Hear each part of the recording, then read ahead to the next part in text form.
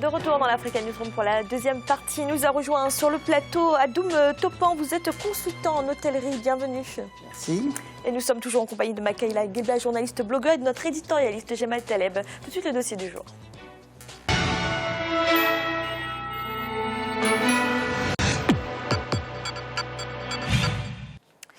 Le paysage hôtelier au Tchad s'est longtemps résumé à quelques enseignes étrangères avec des participations de l'État tchadien dans les capitaux. Mais depuis le début des années 2000, de nouveaux hôtels se construisent régulièrement, essentiellement dans la capitale, N'Djamena. Mais s'il attire investisseurs et main-d'œuvre, le secteur hôtelier au Tchad reste confronté à un problème de rentabilité. Reportage de notre correspondant Mahamat Ramdan. Au Tchad, le secteur de l'hôtellerie, comme les autres domaines touristiques, peine à retrouver ses lettres de noblesse. Le manque de personnel qualifié, le non-respect des normes d'hygiène dans la restauration et les logements, le manque d'espaces de divertissement dans la plupart des hôtels du pays constituent de sérieux handicaps pour le développement du secteur hôtelier. À cela s'ajoute le climat d'insécurité lié aux attaques terroristes à travers le pays. Comment se présente l'hôtellerie au Tchad? Qui sont ces entrepreneurs tchadiens qui croient au développement de ce secteur? Que font les autorités pour promouvoir la destination Tchad? À ces problématiques, les avis des principaux acteurs du domaine touristique se convergent. Pour certains acteurs, le secteur hôtelier au Tchad est encore à ses débuts. Certaines structures d'accueil dans les grandes villes du pays ne respectent toujours pas les normes en matière d'hôtellerie. Le secteur hôtelier au Tchad est encore à l'état embryonnaire, ce qu'il faut d'abord savoir.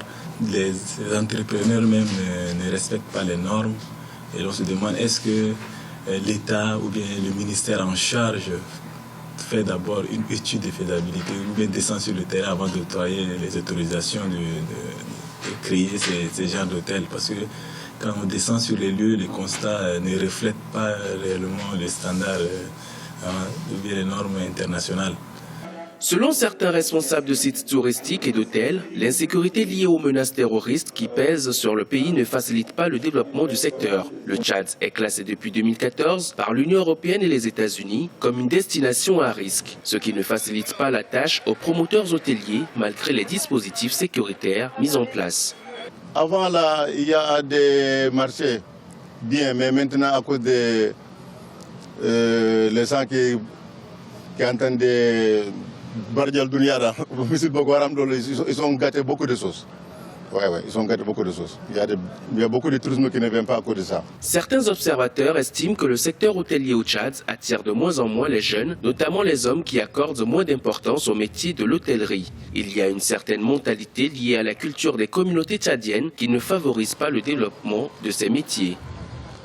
Les hommes ne s'intéressent pas au secteur hôtelier parce qu'ils pensent que le domaine est réservé pour les femmes. Par exemple, la plupart des hommes ne s'imaginent pas venir servir dans un restaurant. Et moi, je pense que c'est un problème culturel. Et aujourd'hui, même au Tchad, je vois que c'est les étrangers. Quand tu vois un homme habillé en blouse de cuisine, tout ça, c'est plutôt les étrangers, mais je ne vois pas un Tchadien faire ce travail. Et je ne sais pas pourquoi ils ne s'y intéressent pas, alors que c'est un bon métier.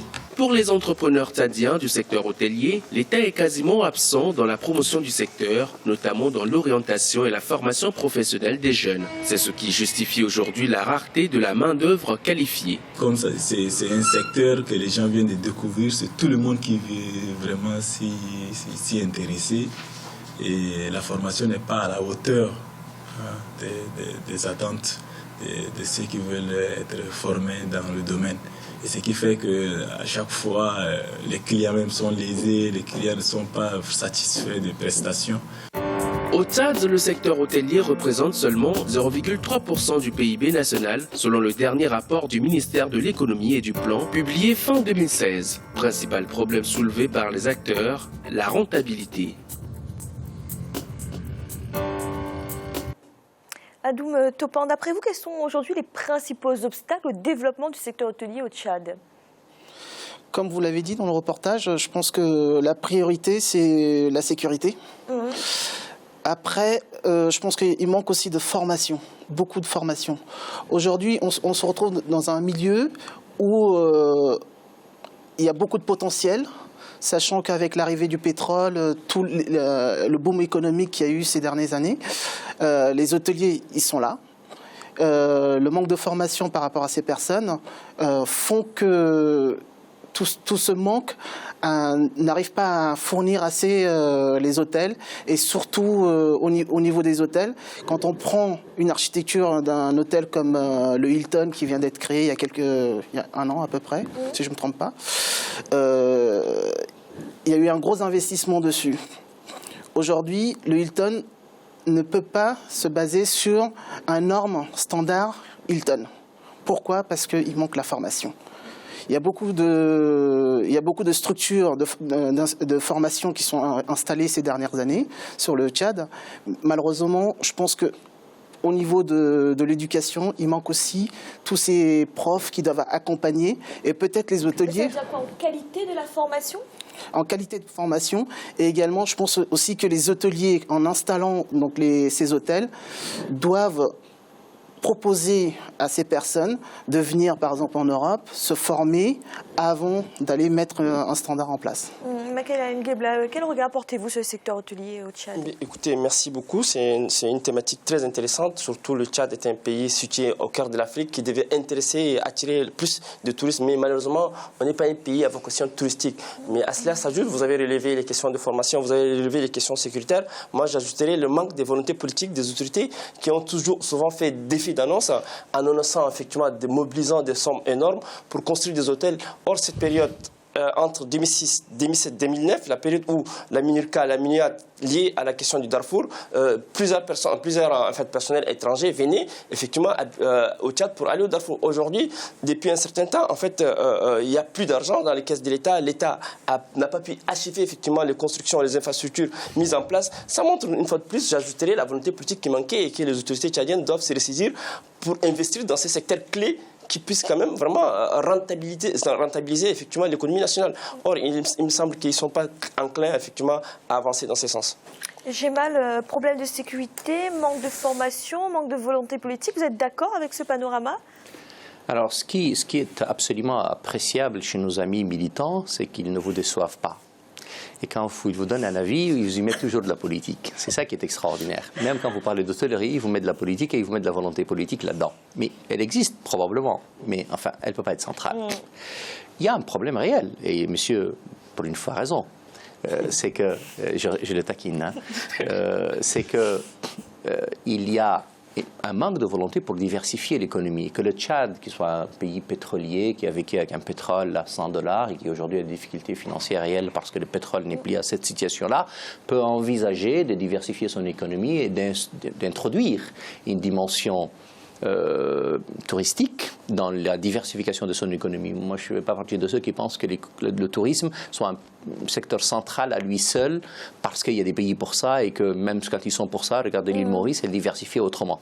Mais ça a absolument un sens que le Tchad diversifie ses besoins en matière d'économie et qu'en définitive, il introduit une dimension touristique. Il faudrait le faire autrement. La deuxième chose maintenant, c'est que il faudrait qu'on comprenne définitivement que l'hôtellerie, c'est un secteur de l'économie.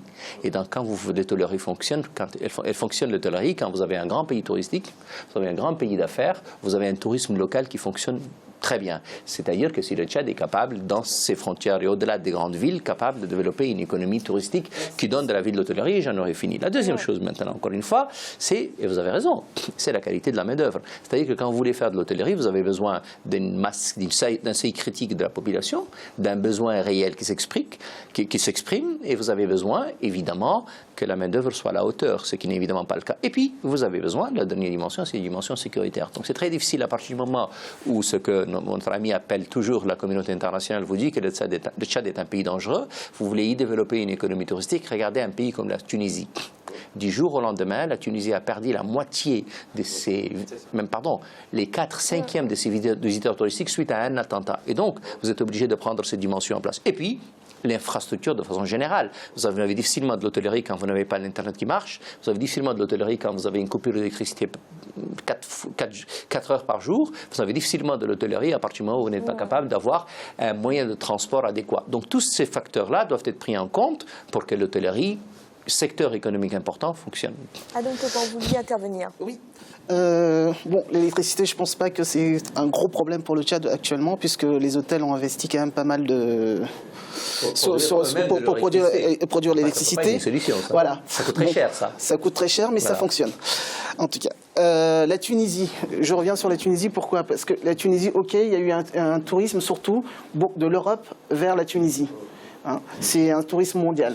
Aujourd'hui, ce qu'on devrait plutôt travailler sur le Tchad, c'est plutôt un tourisme intérieur. Ça, on n'a pas. Oui, bien sûr. Pourquoi? Parce que c'est tout simplement dans la mentalité, il y a beaucoup de gens, au lieu de, ils ne pensent pas forcément aller dans un hôtel pour passer des vacances. Vous avez raison. On ne fait pas d'offres à la population qui puisse dire ben, je vais voir ma famille, mais je vais peut-être me reposer 2-3 jours dans un hôtel. Malheureusement, c'est dommage. Non, vous avez raison. Moi, je pense aussi que développer une économie dans les frontières intérieures est toujours une base très solide pour qu'un secteur fonctionne. Mais vous ne pouvez pas non plus balayer d'un revers de main le tourisme international. Et donc, la force du tourisme international, c'est qu'il vous donne des capacités plus importantes, il vous tire vers le haut et il donne des possibilités en matière de rentrée de devises qui est considérable. Et donc, vous ne pouvez pas non plus dire que ce n'est pas important. Mais vous avez raison de dire qu'il est évidemment le fondamental sur lequel on repose. D'ailleurs, vous avez donné l'exemple de la Tunisie et vous avez raison. La Tunisie fonctionne depuis quelques années sur une base touristique, une offre touristique intérieure très importante et très solide. Mais vous pouvez difficilement développer des destinations comme Djerba, comme Zarzis, si vous n'êtes pas capable de mobiliser des touristes étrangers pour venir chez vous. Et donc, l'arrivée des touristes étrangers en plus est un gage de sécurité et donc de démenti possible pour tous les clichés sur les questions de sécurité. Mais enfin, ça ne suffit pas parce que ce que vous dites, c'est la production d'électricité, sans doute vrai. Mais enfin, vous produisez de l'électricité thermique qui va vous donner un prix au kilowattheure qui est très élevé et donc vous pouvez difficilement avoir le niveau du prix que vous avez si le produit d'électricité vous coûte 4-5 fois plus cher que votre concurrent. Et donc, vous devenez une destination très peu attractive parce que vous offrez des prix très difficilement compétitif. Et donc, vous ne pouvez pas ne pas prendre ça en compte dans ce que vous faites. Oui. Alors, je suis d'accord, l'électricité coûte très cher. Mais aujourd'hui, quand on calcule la main-d'œuvre hôtelière dans ce type de pays, c'est pas ça forcément. On a toujours une rentabilité qui est supérieure. Maintenant, par rapport au tourisme international, le problème aujourd'hui se pose aussi par rapport au gouvernement tchadien. C'est qu'est-ce qu'ils font pour attirer ce tourisme international, sachant qu'on a un désert qui est fabuleux à visiter. Combien de personnes connaissent le désert tchadien aujourd'hui? Il n'y a pas de campagne de promotion Du tout. Le problème, c'est qu'il n'y a pas de campagne de promotion pour le Tchad. Au jour d'aujourd'hui, j'ai été récemment sur Internet pour regarder quels sont les lieux touristiques au Tchad. 0. Alors que quand on est tchadien et qu'on va, on a l'occasion de visiter un peu, c'est fabuleux, quoi. C'est tout simplement. Oui.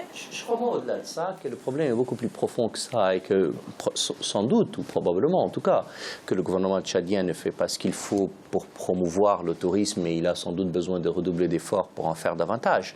Mais la question qui m'interpelle est au-delà, ou nonobstant, la qualité de la main-d'œuvre, qui est évidemment un vrai problème, non seulement au Tchad, mais au-delà du Tchad. C'est un vrai problème dans nos pays de façon générale. Mais quand vous prenez un hôtel à Dubaï, vous trouvez une prestation supérieure à un prix inférieur. Alors évidemment, vous me direz, on est capable de se rattraper sur le nombre, donc la masse critique, et vous avez raison. Mais au-delà de ça, vous avez un problème, c'est que le coût d'installation, le coût de l'électricité, le coût de l'Internet, alors que le coût de la main-d'œuvre est très bas, et à un niveau tellement important que finalement, vous avez besoin d'une marge beaucoup plus élevée pour que l'hôtel soit rentable. Et c'est l'un des gros problèmes au Tchad, mais ailleurs. Merci. Nous avons marqué une nouvelle pause. Un instant, la troisième partie de l'Africa Newsroom.